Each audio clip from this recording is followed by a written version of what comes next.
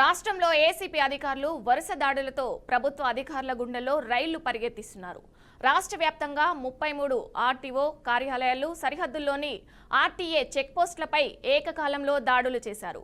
Greater పరిధిలోని ఉప్పల్, తిరుమలగిరితో పాటు మరో 8 చోట్ల రాష్ట్ర వ్యాప్తంగా కామారెడ్డి, పెద్దపల్లి, నిజామాబాద్ జిల్లాల్లో ఆర్టీఏ కార్యాలయాలతో పాటు మరో 19 ఆర్టీఏ ఆఫీసులు, చెక్పోస్టులపై మొత్తంగా 33 కార్యాలయాలు, చెక్పోస్టులపై అవినీతి నిరోధక శాఖ అధికారులు దాడులు చేసి సుమారుగా 1,81,031 రూపాయల నగదును స్వాధీనం చేసుకున్నారు. గత సంవత్సరం జూన్ నెలల్లో రాష్ట్ర వ్యాప్తంగా పలు ఆర్టీఏ కార్యాలయాలపై ఏసీబీ అధికారులు దాడులు చేసిన విషయం తెలిసిందే. ఈ సంవత్సరం మరోసారి ఏసీబీ అధికారులు ఆర్టీఏ కార్యాలయాలపై దాడులు చేయడం సంచలనంగా మారింది. గ్రేటర్ పరిధిలో జరిగిన దాడులు Hyderabad ACB DSP Sridhar, Rangareddy DSP Anand ఆధ్వర్యంలో జరిగాయి. ఆర్డీఓ ఏజెంట్లను ఏసీబీ అధికారులు అదుపులోకి తీసుకొని విచారించారు. ఉప్పల్, తిరుమలగిరి ఆర్టీఓ కార్యాలయాలపై ఏసీపీ అధికారులు మెరుపు దాడులు చేశారు. ఏకంగా కార్యాలయం గేటు మూసివేసి తిరుమలగిరిలో 10 మంది ఏజెంట్లను, ఉప్పల్లో మరో 10 మంది ఏజెంట్లను ఏసీబీ అధికారులు అదుపులోకి తీసుకున్నారు. ఈ పరిణామంతో ఆర్టీఓ కార్యాలయం పరిధిలో ఉన్న మరికొందరు ఏజెంట్లు అక్కడి నుండి పరారయ్యారు. డ్రైవింగ్ లైసెన్స్, డ్రైవింగ్ టెస్ట్, వాహనాల రిజిస్ట్రేషన్ కోసం వచ్చిన వాహనదారులు ఏసీబీ రైడ్స్తో కొన్ని గంటల పాటు కార్యాలయం నుంచి పని కాకుండానే అక్కడి నుంచి నిష్క్రమించారు. తిరుమలగిరి ఆర్టీఏ కార్యాలయంతో పాటు మరికొన్ని ఆర్టీఏ కార్యాలయాల్లో ఏజెంట్ల ఆగడాలు శృతిమించినట్లు ఏసీబీకి ఫిర్యాదులు అందడంతో అధికారులు ఈ సోదాలు నిర్వహించినట్లుగా తెలుస్తుంది. ఏజెంట్ల నుంచి ఏసీబీ అధికారులు ఇప్పటికే పలు విషయాలను సేకరించినట్లుగా తెలిసింది. ఏజెంట్ల నుంచి సెల్ ఫోన్లు, ఇతరత్ర సమాచారాన్ని అధికారులు స్వాధీనం చేసుకున్నట్లుగా సమాచారం. సుమారుగా రాష్ట్ర వ్యాప్తంగా 28 మంది ఏజెంట్లను ఏసీబీ అధికారులు అదుపులోకి తీసుకొని వారిని ప్రశ్నించినట్టుగా తెలిసింది. ఆర్టీఏ కార్యాలయాల్లో అక్రమంగా వాహనాల లైసెన్సు జారీ తదితర విషయాలలో అధికారులు, రవాణా ఉద్యోగుల కమిషన్లు తీసుకుంటూ అక్రమ దందాలకు పాల్పడుతున్నట్టుగా ఏసీబీ అధికారులు గుర్తించినట్టుగా సమాచారం.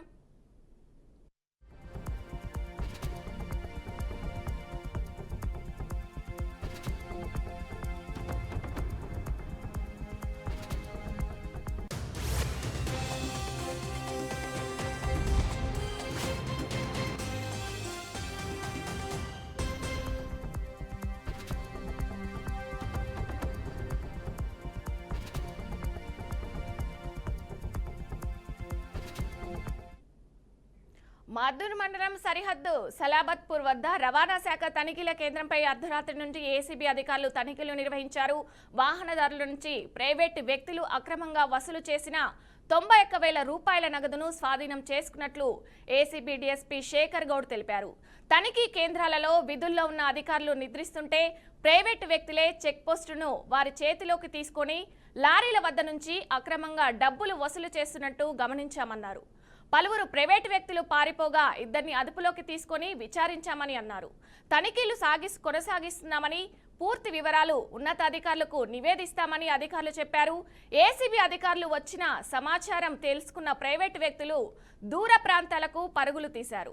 10 ఏళ్ల క్రితం ఇదే తనిఖీ కేంద్రంపై దాడులు నిర్వహించారు. 10 ఏళ్ల తర్వాత మళ్లీ దాడులు నిర్వహించడంతో అధికారులు, ప్రైవేటు వ్యక్తులు భయాందోళనకు గురయ్యారు.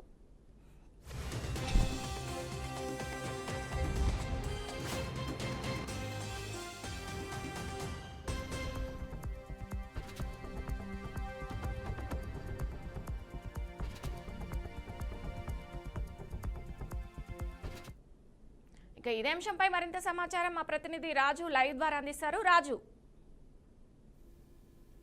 తెలంగాణ రాష్ట్ర వ్యాప్తంగా పలు చోట్ల పూర్తి స్థాయిలో ఆర్టీఓ అధికారులను టార్గెట్ గా చేసుకుంటూ పూర్తి స్థాయిలో అయితే తనిఖీలు చేపట్టినటువంటి పరిస్థితి. ఏకంగా ఏసీ రైట్స్ కారణంగా అధికారుల గుంజల్లో మాత్రం రైళ్లు పరిగెత్తినటువంటి పరిస్థితి మనం చూస్తున్నాం. నిన్న అర్ధరాత్రి నుంచి మొదలైనటువంటి ఆ రైట్స్ పూర్తయినటువంటి పరిస్థితి. ఇప్పటికీ రాష్ట్రంలోని పూర్తి స్థాయిలో 33 ప్రాంతాల్లో అంటే ఆర్టీఓ చెక్ పోస్ట్, సరిహద్దు ప్రాంతాల చెక్ పోస్టులతో పాటు ఆర్టీఓ కార్యాలయాలను మొత్తంగా 33 ఆ ప్రాంతాల్లో ఏకకాలంగా దాడులు నిర్వహించినటువంటి పరిస్థితి మనం చూస్తున్నాం. ఈ దాడుల్లో దాదాపు 1,81,030 రూపాయల మేర నగదునైతే ఏసీబీ స్వాధీనం చేసుకున్నటువంటి పరిస్థితి మనం చూస్తున్నాం. ఈ సందర్భంలో పూర్తి స్థాయిలో తీవ్ర స్థాయిలో అంశం అయితే కలకలం రేపినటువంటి పరిస్థితి మనం చూస్తున్నాం. మరో అంశానికి సంబంధించి పూర్తి స్థాయిలో ఏసీబీ రైట్స్ కారణంగా గత ఏడాది ఆర్టీఓ అధికారులను టార్గెట్ చేసుకుంటూ గత ఏడాది కరెక్ట్ గా జూన్ మాసంలోనే అధికారులు ఈ రైట్స్ ను చేపట్టినటువంటి పరిస్థితి. ఏడాది తర్వాత మరోమారు ఈసారి జూన్ నెలలోనే పూర్తి స్థాయిలో ఆర్టీఓలను టార్గెట్ చేసుకోవడం కాకుండా ఆర్టీఏ చెక్ పోస్టులతో పాటు ఆర్టీఓ కార్యాలయంగా టార్గెట్ చేసుకోవడంతో పాటు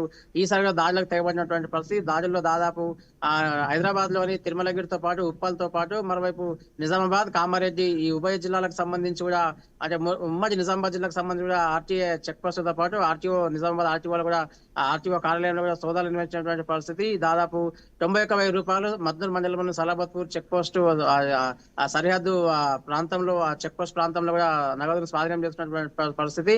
అధికారులు నిద్రమత్తులో ఉన్నటువంటి నేపథ్యంలో అక్కడ ఉన్నటువంటి ప్రైవేట్ వ్యక్తులు దళారులు వచ్చి ఏజెంట్ల రూపంలో వచ్చినటువంటి వారంతా కూడా లారీల డ్రైవర్ల నుంచి ముక్కుపిండి వసూలు చేసినటువంటి 91,000 రూపాయలు కూడా వారంతా స్వాధీనం చేసినటువంటి పరిస్థితి. ఏకకాలంలో దాడులు నిర్వహించినటువంటి ఆ పరిణామక్రమంలో ఏకంగా రాష్ట్ర వ్యాప్తంగా ఉన్నటువంటి హైదరాబాద్ తో పాటు నిజామాబాద్, కామారెడ్డి అదేవిధంగా మరికొన్ని చోట్ల పూర్తిగా ఏకకాలంలో 33 చోట్ల దాడులు ఏసీబీ నిర్వహించినటువంటి పరిస్థితి. ఏసీబీ దాడులకు సంబంధించి ఇప్పటికే 1,81,000తో పాటు 30 రూపాయల 1,81,030 రూపాయల నగదునైతే స్వాధీనం చేసినటువంటి పరిస్థితి.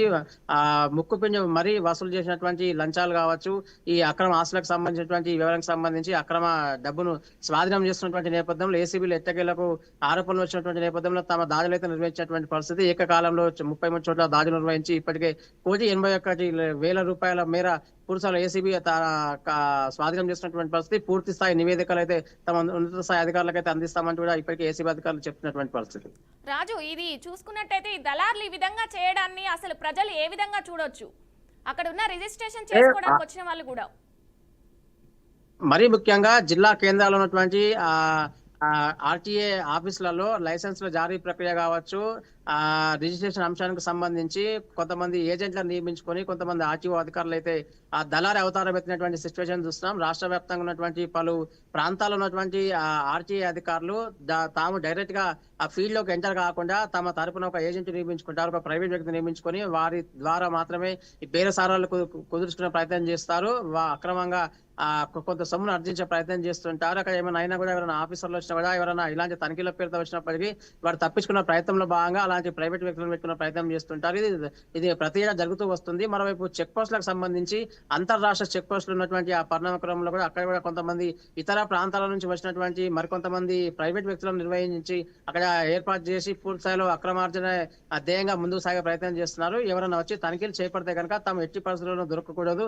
ఇదే సందర్భంలో ఏసీబీలు కావాలి కానీ ఇంకా ఎన్ఫోర్స్మెంట్ అధికారులు తనిఖీలు చేపట్టినటువంటి ఆ పరిణామక్రమంలో తమకు ఈ ఇబ్బంది కలగకూడదు అనేటువంటి ఒక ఉద్దేశంతో ప్రైవేట్ వ్యక్తుల ద్వారా పూర్తి స్థాయిలో ఈ లంచాలు తీసుకున్నటువంటి పరిస్థితులు మనం చూస్తాం. గత కొంతకాలంగా ఆర్టీఏ చెక్ పోస్టులతో పాటు ఆర్టీఏ కార్యాలయాల్లో లైసెన్స్ల జారీ ప్రక్రియ కావచ్చు, వాహనాల రిజిస్ట్రేషన్ల పేరిట ముక్కుపిండి మరి అక్కడ వస్తువులకు పాల్పడుతున్నటువంటి పరిస్థితి ఆరోపణలు వెల్లువెత్తినటువంటి నేపథ్యంలో ప్రతి ఏటా జూన్ మాసంలో గత ఏడాది ఈసారి జూన్ మాసంలో కూడా ఎట్టకేలకు ఏసీబీ దృష్టి సారించింది.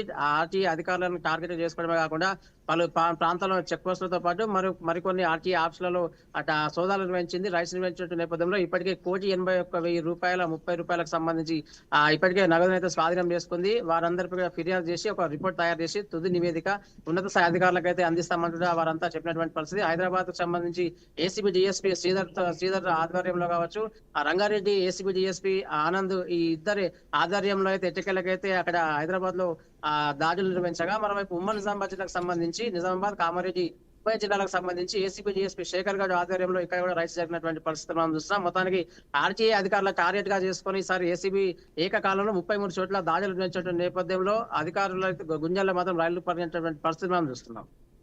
థ్యాంక్ యూ రాజు.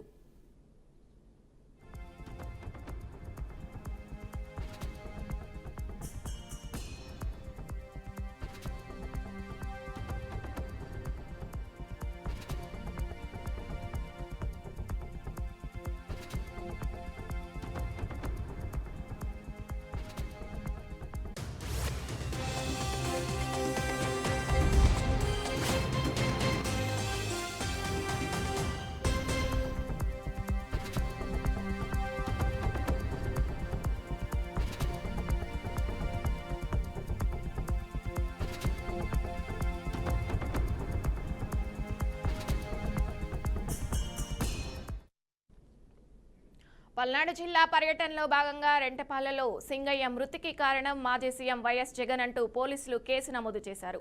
ఈ క్రమంలోనే తనపై నమోదైన కేసును కొట్టివేయాలని కోరుతూ ఆయన బుధవారం ఆంధ్రప్రదేశ్ హైకోర్టు లాంచ్ మేషన్ పిటిషన్ దాఖలు చేయగా విచారణను నేటికి వాయిదా వేశారు.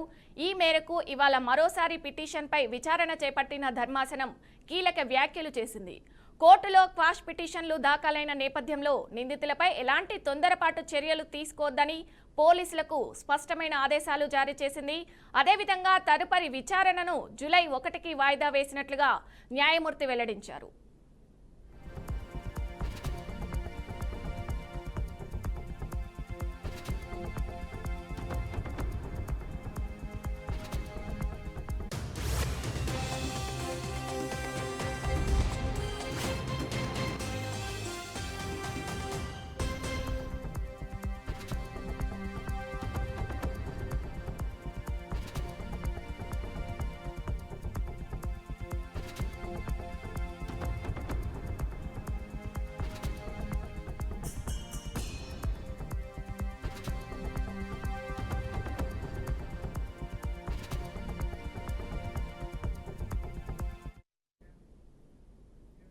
వనసిలిపురం డివిజన్లోని సీసీ రోడ్డు పనుల శంకుస్థాపన కార్యక్రమంలో టీపీసీసీ ప్రచార కమిటీ చైర్మన్ మాజీ ఎంపీ మధు యాస్కి గౌడ్ పాల్గొన్నారు. Road development corporation chairman Malreddy Ramreddy, Vanasthalipuram corporator Ragula Venkateswara రెడ్డిలతో కలిసి పాల్గొన్న ఆయన సంచలన వ్యాఖ్యలు చేశారు. ఎల్బీ నగర్ ఎమ్మెల్యే దేవిరెడ్డి సుధీర్ రెడ్డి, మహేశ్వరం నియోజకవర్గం ఎమ్మెల్యే మాజీ మంత్రి వారి అక్రమ ఆస్తులను కాపాడుకోవడానికి పార్టీలు మారారని అన్నారు.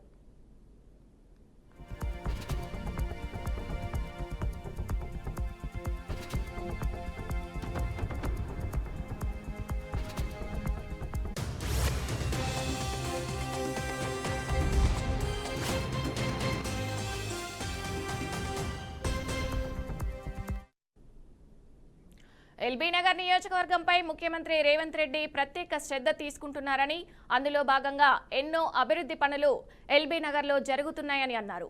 3 సార్లు ఎమ్మెల్యేగా గెలిచిన సుధీర్ రెడ్డి తన అభివృద్ధి కోసం మాత్రమే పార్టీ మారారని, నియోజకవర్గ అభివృద్ధి కోసం కాదని అన్నారు. కార్పొరేటర్గా ఉన్నప్పుడు సుధీర్ రెడ్డి ఆస్తులు, ప్రస్తుతం ఉన్న ఆస్తులను బయట పెట్టాలని డిమాండ్ చేశారు.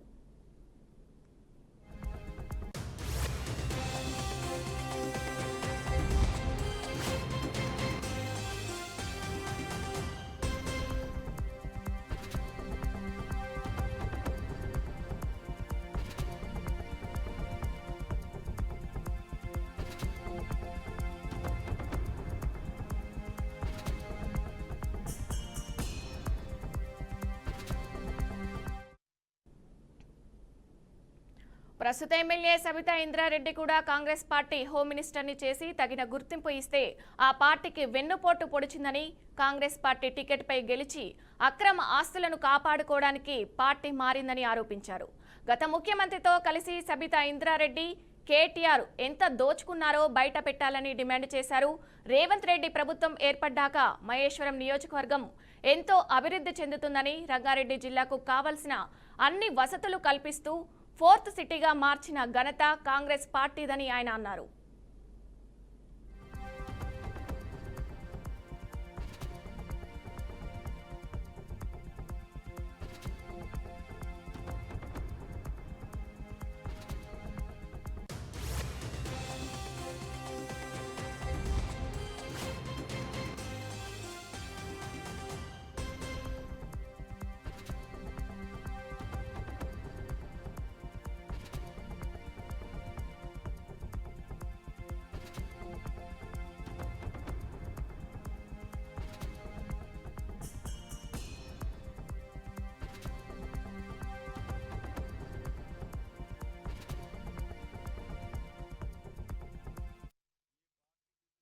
చేసిందో, హోంమంత్రిని చేసిందో ఆ పార్టీకి వెన్నుపోటు పొడుస్తూ నిన్ను చెల్లెమ్మ అంటూ చేరదీసి అందలం ఎక్కిస్తే అలాంటి పార్టీని మోసం చేసిన మీరు మంత్రిగా ఉండి కాంగ్రెస్ పార్టీ టికెట్ పైన గెలిచి కనీస విలువలు లేకుండా పార్టీ నీ యొక్క సొంత లాభాపేక్ష అక్రమాస్తులు కాపాడడానికి కొరకు మారి గత 5 సంవత్సరాలు మంత్రిగా ఉండి ఏం చేసినావు, ఏం వెలగబెట్టినావు, మహేశ్వరం జిల్లాని నిండా ముంచినావు, నియోజకవర్గాన్ని. ముందు నిన్ను ప్రశ్నించుకొని నువ్వు చేరిన ఆ దొంగల పార్టీ, రాబందుల పార్టీ, నీ మాజీ ముఖ్యమంత్రి మీరు కలిసి కేటీ రామారావు కలిసి దోచుకున్న దాని ముందు బయట పెట్టు. గత 18 నెలల్లో రేవంత్ రెడ్డి గారు ముఖ్యమంత్రిగా ఈ ప్రాంతం ఎస్పెషల్లీ రంగారెడ్డి జిల్లాని స్పెషల్ ఫోకస్ చేస్తూ skill university, sports university, 4th సిటీని కూడా ఈ ప్రాంతానికి తీసుకొచ్చి చేస్తున్న డెవలప్మెంట్ మీకు కళ్ళకు కనబడట్లేదా? కళ్ళు మూసిన కబోదిలాగా మాట్లాడుతూ ఉన్నావు.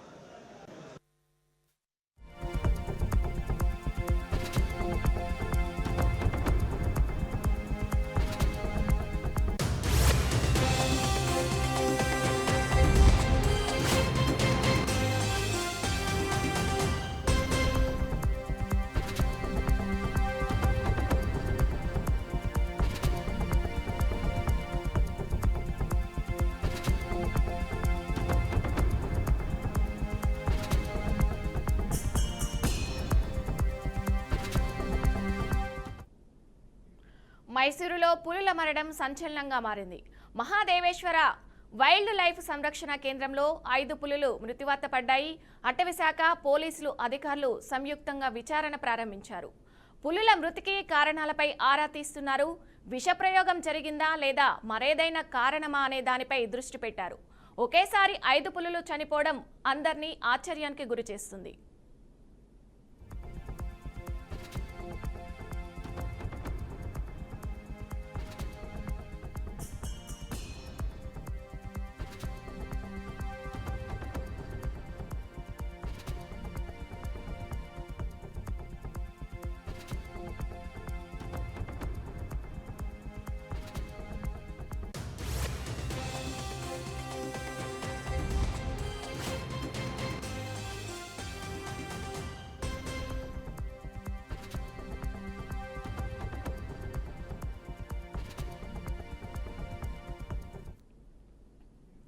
మహబూబాబాద్ జిల్లా ఇందిరమ్మ ఇళ్ల లబ్ధిదారుల ఎంపికలో అవినీతి జరగకుండా పారదర్శకంగా ముందుకు తీసుకెళ్లనున్నట్టు మహబూబాబాద్ ఎమ్మెల్యే మురళీ నాయక్ తెలిపారు. ఇళ్ల అర్హులకు మాత్రమే అందాలని, దళారులను నమ్మి ప్రజలు మోసపోవద్దని హెచ్చరించారు. ఎవరైనా అవినీతికి పాల్పడితే లేదా తన పేరు చెప్పి దందాలు చేస్తే సహించేది లేదన్నారు. అటువంటి వారిపై క్రిమినల్ కేసులు నమోదు చేస్తామన్నారు. త్వరలో 100 కోట్ల రూపాయలతో చేపట్టబోయే పలు అభివృద్ధి కార్యక్రమాలకు ఉప ముఖ్యమంత్రి బట్టి విక్రమార్క, మంత్రి పొంగులేటి శ్రీనివాసరెడ్డి శంకుస్థాపనలు చేయనున్నారని ఎమ్మెల్యే మురళీ నాయక్ తెలియజేశారు.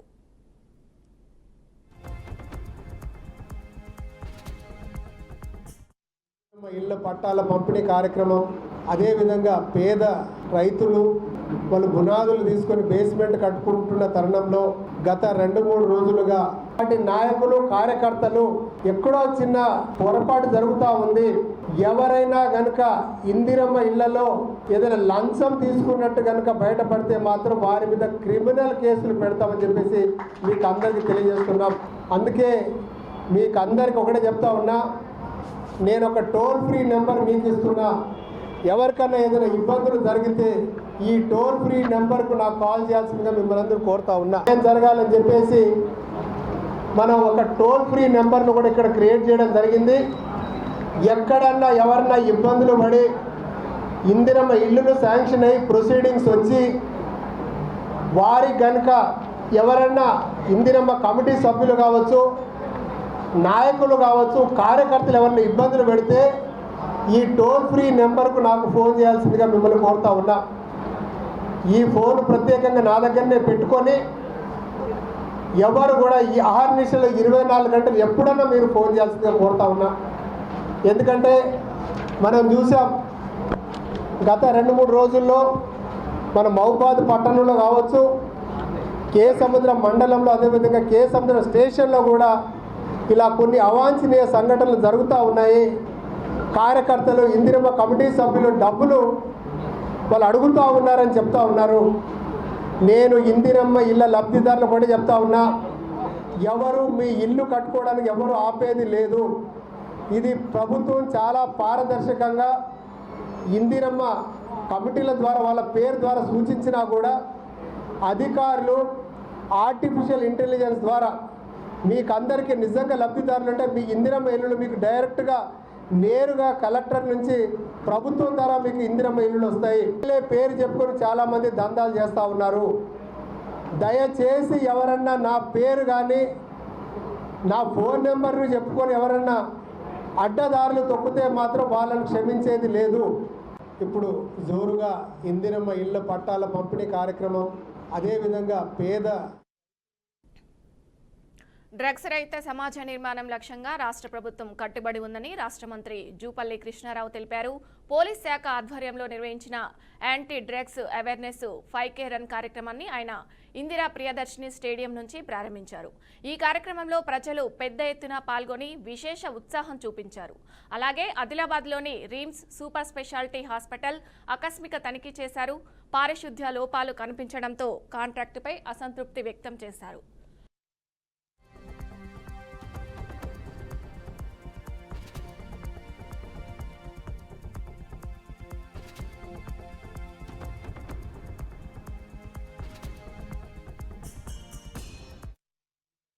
చాలా విలువైనటువంటిది. And the same time life is too short. And also ఇంకోటి ఏంటంటే I don't believe in rebirth. మళ్ళీ పునర్జన్మ ఉంది అని అనుకోకండి. ఉన్న జీవితం సార్థకం కావాలంటే డెఫినెట్గా having born as a human being itself is a big gift when compared to other creatures. That itself is a, we are so lucky. So అందుకని ఈ జీవితం అనేది చాలా విలువైనది, చిన్నది. కాబట్టి ఉన్న జీవితం సార్థకం చేసుకోవాలి. అందుకే మనకున్నటువంటి మేధాశక్తి, మనకున్నటువంటి ఆర్థిక శక్తి, శారీరశక్తి ఏదో రకంగా మన బ్రతుకులు బతికించాలి. డ్రగ్స్ తీసుకొని it's a momentary, the total life, జీవితం మొత్తం కూడా నరకమే ఉంటుంది. ఇటువంటి చెడు అలవాట్లకు, దురలవాట్లకు లోనైతే సేపే. రెండవది, మనిషి తలుచుకుంటే ఏదైనా సాధించగలుగుతామో. Nothing is impossible in this world for a willing mind. ఏదైనా సాధించగలం. నిరాశ నిస్పృహలకు లోను కావద్దు. ఈరోజు ప్రపంచ చరిత్ర చూసినా, దేశ చరిత్ర చూసినా అట్టడుగున్నటువంటి వాళ్ళు కూడా ఆకాశమంత ఎత్తుకు ఎదిగిన సంఘటనలు కోకొలలు ఉన్నాయి. జీవితం అనేది చాలా విలువైన.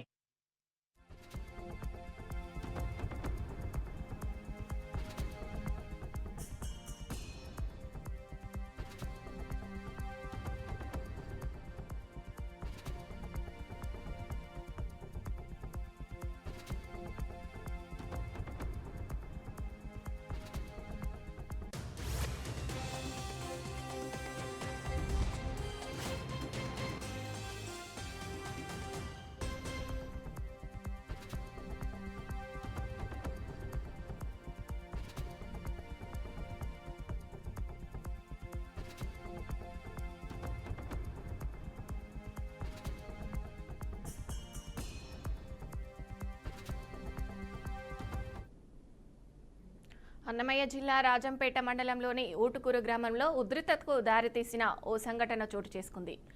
రైతు జాబిదాబి నాగేశ్వరరావు తన పొలానికి రహదారి కోసం గతంలో కోర్టును ఆశ్రయించగా కోర్టు ఆయనకు అనుకూలంగా తీర్పు ఇచ్చింది. అనంతరం ఇరిగేషన్ రెవెన్యూ అధికారుల అనుమతులతో పాటు పోలీసుల సమక్షంలో రహదారి ఏర్పాటు చేసుకున్నట్లు బాధితుడు తెలిపాడు. అయితే ఇవాళ అనూహ్యంగా అధికార పార్టీకి చెందిన వాసుదేవరాజు, శ్రీనివాసరాజు అనుచరులు జేసీబీతో వచ్చి రహదారిని కబ్జా చేసేందుకు ప్రయత్నించారని బాధిత రైతు ఆరోపించారు. బాధిత రైతు తాము అడ్డు తగలడంతో పరిస్థితి ఉద్రిక్తంగా మారిందని చెప్పాడు. వెంటనే రంగప్రవేశం చేసిన పోలీసులు కబ్జాదారులను అక్కడి నుంచి పంపించి పరిస్థితిని అదుపులోకి తీసుకొచ్చారు. కోర్టు, రెవెన్యూ, పోలీసుల అనుమతులతో ఏర్పాటైన రహదారిపై ఇలా కబ్జా యత్నం జరగడాన్ని బాధితులు తీవ్రంగా ఖండించారు. తనకు న్యాయం చేయాలని బాధిత రైతు అధికారులను కోరాడు.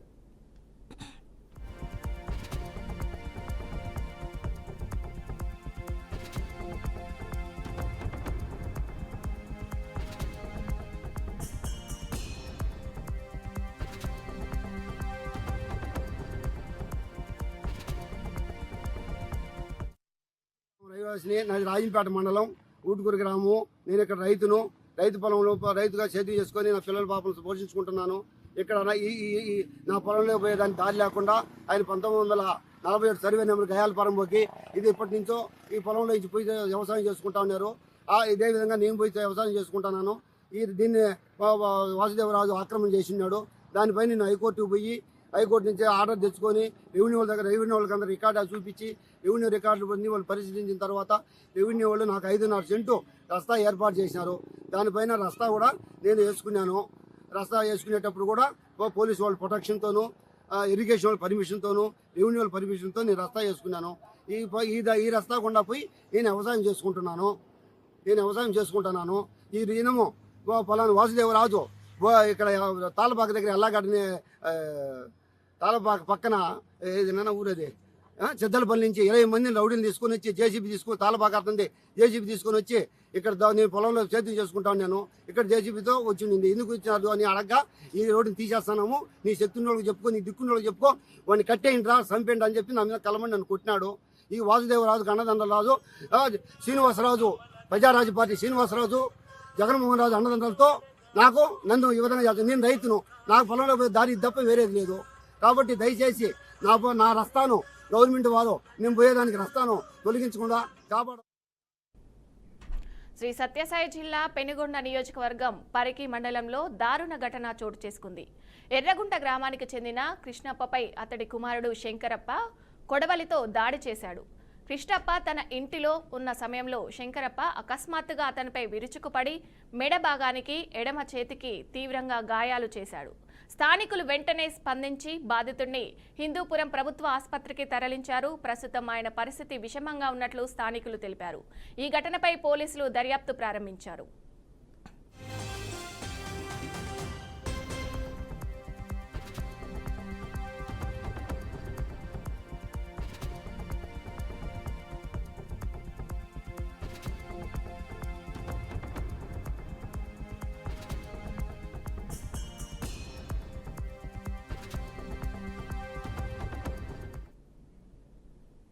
హైదరాబాద్లోని కృష్ణానగర్లో హైడ్రా అధికారులు కూల్చివేతలు ప్రారంభించారు. నాలాలను ఆక్రమించి నిర్మాణాలు జరపడం వల్ల వర్షాకాలంలో ఇండ్లలోకి నీళ్లు జల్లబడుతున్నట్లు బాధితులు ఫిర్యాదు చేశారు. హైడ్రా సిబ్బంది నిర్వహించిన పరిశీలనలో అక్రమ నిర్మాణాలు నిజమేనని నిర్ధారించి వాటిని తొలగించేందుకు సంబంధిత స్థలాలలో చర్యలు చేపట్టారు. ఈ చర్యల ద్వారా వర్షాకాలంలో ప్రజలకు వచ్చే ఇబ్బందులు తగ్గుతాయని అధికారులు తెలిపారు.